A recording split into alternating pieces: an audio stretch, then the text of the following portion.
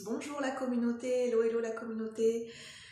Je vous retrouve pour un nouveau partage. J'espère que vous êtes en forme, que vous allez bien, que tout se passe bien pour vous en ce moment. Je vous retrouve, on est dans l'après-midi. Et puis j'ai eu envie de continuer sur ma lancée. Donc déjà, bienvenue à ceux et celles qui passaient par ce nouveau partage. Et bienvenue à tous et à toutes sur ce nouveau partage. Et voilà, j'espère que la vidéo vous plaira. Pour ceux et celles qui ne me connaissent pas, je tiens à faire une petite introduction pour expliquer comment fonctionne la chaîne. Le concept un petit peu, même si le mot paraît technique, mais voilà le concept de la chaîne de l'écoute de soi. Ce que j'ai eu, mon souhait le plus profond et ce que j'ai le plus à cœur depuis le début de la chaîne et qui a commencé à grandir en moi au fur et à mesure des partages et des vidéos que je tourne, c'est que j'ai à cœur, j'ai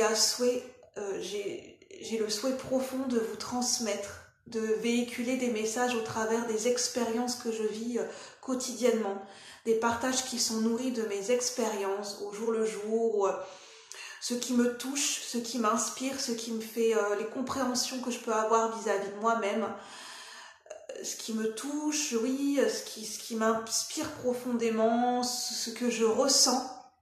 J'ai envie de vous le transmettre et de vous le véhiculer de la manière la plus authentique, la plus naturelle et la plus fluide possible pour que ça puisse vous éclairer aussi sur votre chemin.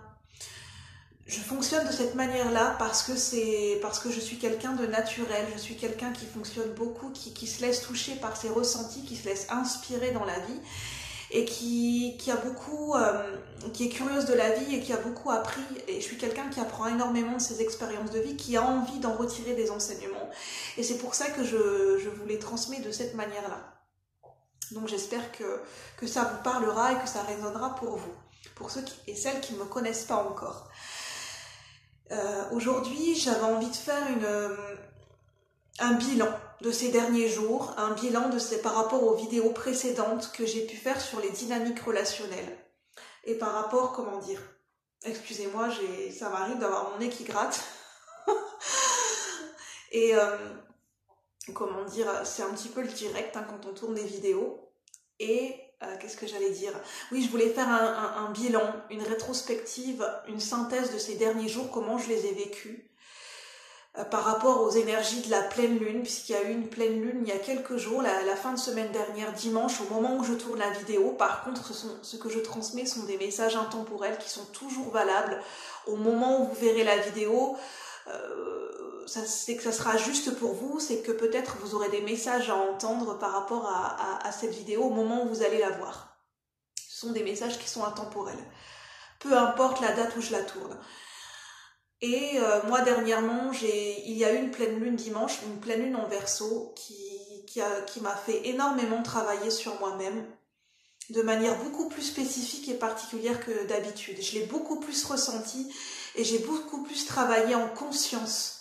Il y a eu cette conscience qui s'est faite au fur et à mesure des jours par rapport aux énergies qui m'ont traversée, où j'ai eu l'impression de faire un voyage initiatique, un voyage à l'intérieur de moi-même, où j'ai traversé une passerelle en accéléré, on va dire, de mon passé et de la personne que je suis devenue à l'heure actuelle.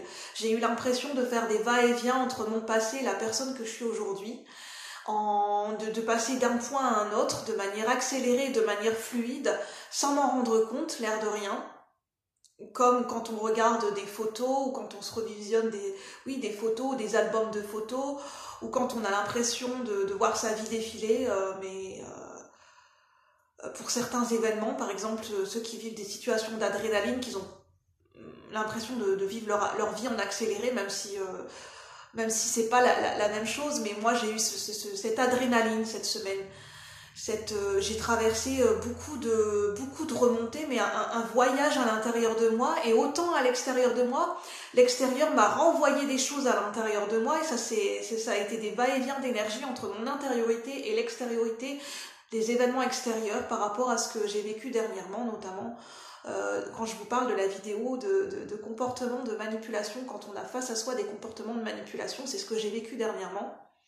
Et tout ça, ça m'a enrichi, ça m'a fait réfléchir. Et je me suis rendu compte que les énergies de la pleine lune, au-delà du fait qu'on peut se sentir très fatigué, qu'on a des insomnies, qu'on a du mal à dormir, qu'on peut avoir beaucoup de rêves, des agitations nocturnes, des remontées émotionnelles, de la fatigue physique, il ne faut pas s'arrêter qu'à ça en fait. La pleine lune nous fait énormément travailler de choses. La pleine lune est là pour nous reconnecter à nous en profondeur et pour mettre un point de focus, un point de repère, un point de focus par rapport à ce qui a besoin d'être mis en lumière, ce qui a besoin d'être mis en perspective. Ça nous fait travailler. La pleine lune nous fait reconnecter en profondeur à notre intuition, à notre inconscient et fait en sorte de remonter les choses petit à petit à la conscience. C'est la pleine lune, de par son énergie, que l'on ressente ou pas, qu'on sente, que l'on sache si on est réceptif ou non, nous fait travailler, nous fait reconnecter en profondeur à qui nous sommes vraiment, à des parts profondes de nous, nous fait remonter en surface des fois des choses du passé qui ont besoin d'être retravaillées dans le moment présent pour apporter une autre manière de voir les choses, une autre perspective. Et la pleine lune nous fait travailler différents focus selon où se situe la pleine lune et selon quelle est votre énergie du moment et qu'est-ce que vous avez à travailler notamment et votre thème astrologique et votre thème natal. Même si je ne vais pas rentrer dans les détails, elle est riche en énergie, riche en savoir, riche en libération, en travail émotionnel, en travail en profondeur. Les pleines lunes sont très importantes. Ce sont des phases de nos vies, des périodes de l'année, ces pleines lunes, ces périodes pendant pendant le mois, je vais y arriver, qui nous reconnectent à qui nous sommes vraiment, à des parts profondes de nous, et qui nous font travailler. On peut travailler avec l'énergie de la pleine lune, et je l'ai fait pendant des mois, et c'est très intéressant de travailler à se connecter à l'énergie de la pleine lune en écriture, par exemple, en écrivant de manière positive et au moment présent ce dont on souhaite se libérer, puisque la pleine lune a cette énergie de libération, de guérison et de travail émotionnel et en profondeur.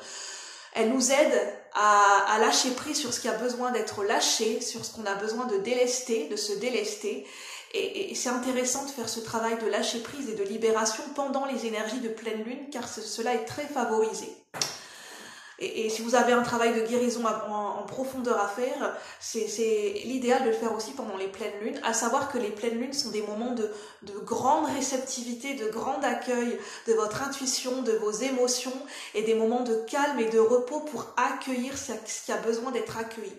À la différence des nouvelles lunes qui sont plus là pour entamer des nouvelles choses et des nouveaux départs.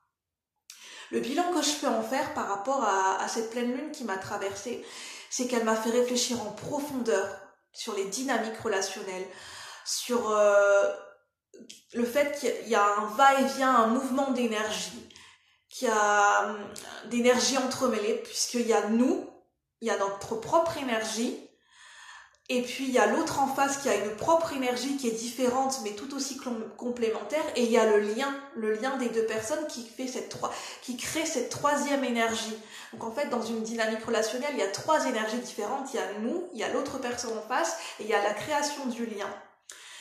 Et tout ça, ça fait un mouvement de va-et-vient d'énergies différentes, et c'est intéressant de voir ce que j'ai pu ressentir, de redécouvrir ce que c'est que la complicité, l'échange d'énergie, le vrai partage.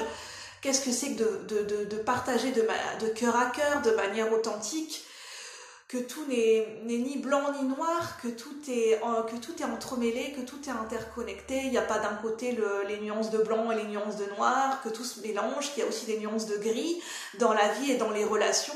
Et c'est ce qui en fait la richesse. Et de dépasser la vision des choses, de ce qui est bien ou mal, de ce qui est blanc ou noir, mais d'essayer de voir les différentes couches et les différentes nuances, parce que c'est ça la vie en fait. Et c'est ça aussi la complexité, la richesse des relations humaines et tout type de relations d'ailleurs, pas que les relations humaines, les relations de couple, quelle est notre relation, notre rapport avec nos différents aspects de vie, parce que tout ça est interconnecté, toutes les différentes expériences de vie que l'on rencontre, que ce soit dans le domaine personnel, dans le domaine relationnel, dans le domaine professionnel, dans le domaine de la santé, toutes les expériences que l'on vit viennent s'enrichir et s'entremêler les unes aux autres et elles viennent se lier les unes aux autres, et elles viennent tous nous apporter, elles forment quelque chose de cohérent qui viennent tout le temps nous ramener à nous, à qui nous sommes, à quelle est notre énergie et à quelle est notre, à nous en profondeur et comment nous rayonnons et qu'est-ce que nous véhiculons comme énergie et qu'est-ce que nous créons à partir de notre énergie, qu'est-ce que nous créons, qu'est-ce que nous manifestons dans notre réalité. Tout ça, c'est un jeu et un effet de miroir entre l'intériorité et l'extériorité, et notamment dans les relations humaines, il y a des effets de projection et des effets miroirs. On se renvoie chacun des choses de l'un et l'autre. Et c'est intéressant de travailler justement par rapport à ça, pour en retirer des enseignements, de la richesse, pour toujours évoluer pour soi, mais aussi avec les autres. Donc pas contre les autres, mais avec les autres. De s'enrichir mutuellement et d'essayer de toujours s'harmoniser un peu plus et de comprendre comment se construisent les relations humaines, autant dans leur richesse que dans leur complexité. Et ce que j'ai appris aussi, c'est que ce qui peut nous bloquer aussi, c'est les injonctions, quelquefois que l'on se donne. On se dit, il faudrait que je fasse ça, il faudrait que je sois comme ça, il faut que... toutes ces injonctions, je dois faire que, je dois être... Et tout ça, en fait, ça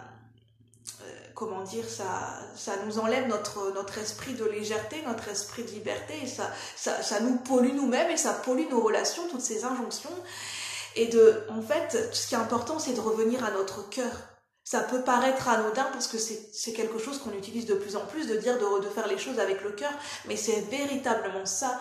C'est dans nos sociétés, on a oublié de ressentir et de vivre et de faire les choses à travers notre cœur. Qu'est-ce que c'est que de faire les choses avec le cœur?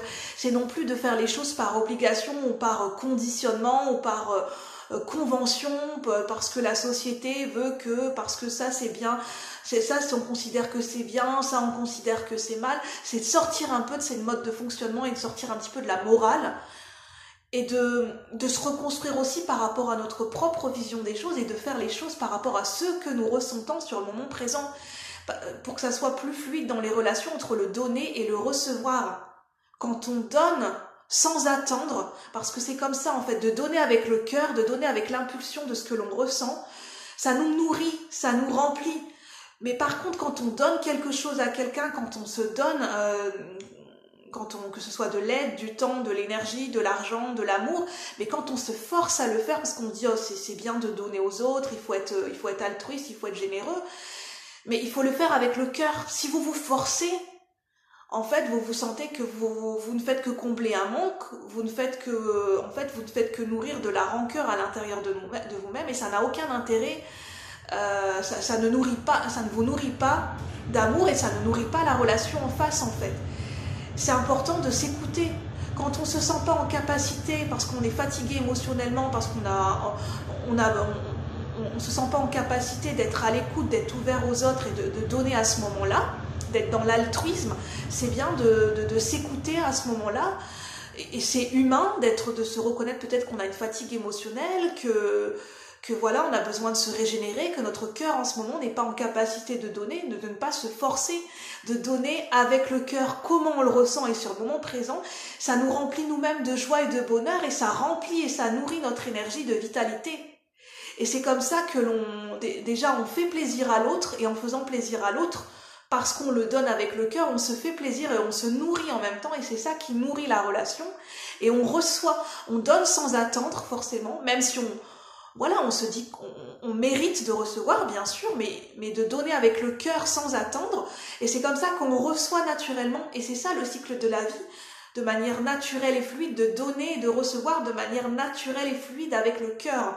Et c'est ça qui peut nourrir véritablement nos liens avec nous-mêmes et avec tout ce qui nous entoure et avec les autres. Et c'est ça ce que je me suis rendu compte. C'est de l'art de donner, l'art de faire les choses avec le cœur de manière naturelle et de s'écouter, d'écouter nos ressentis, d'écouter nos besoins profonds, d'écouter notre cœur. C'est notre cœur, notre véritable boussole, notre véritable guide. Le cœur a sa propre intelligence. Il sait, il donne de manière naturelle quand il sent qu'il a envie de donner. Et le cœur sait ce dont il a besoin. Et il se nourrit de voilà, il a sa propre source d'énergie et sa propre source d'abondance et sa propre intelligence. Donc c'est bien aussi de savoir s'en remettre à nos ressentis, à notre propre cœur, de savoir se connecter et réécouter nos véritables besoins et nos véritables désirs du cœur. C'est comme ça qu'on peut être en harmonie avec soi-même, qu'on peut se nourrir d'amour pour soi-même, se respecter, et c'est comme ça qu'on peut nourrir des relations harmonieuses sur du long terme.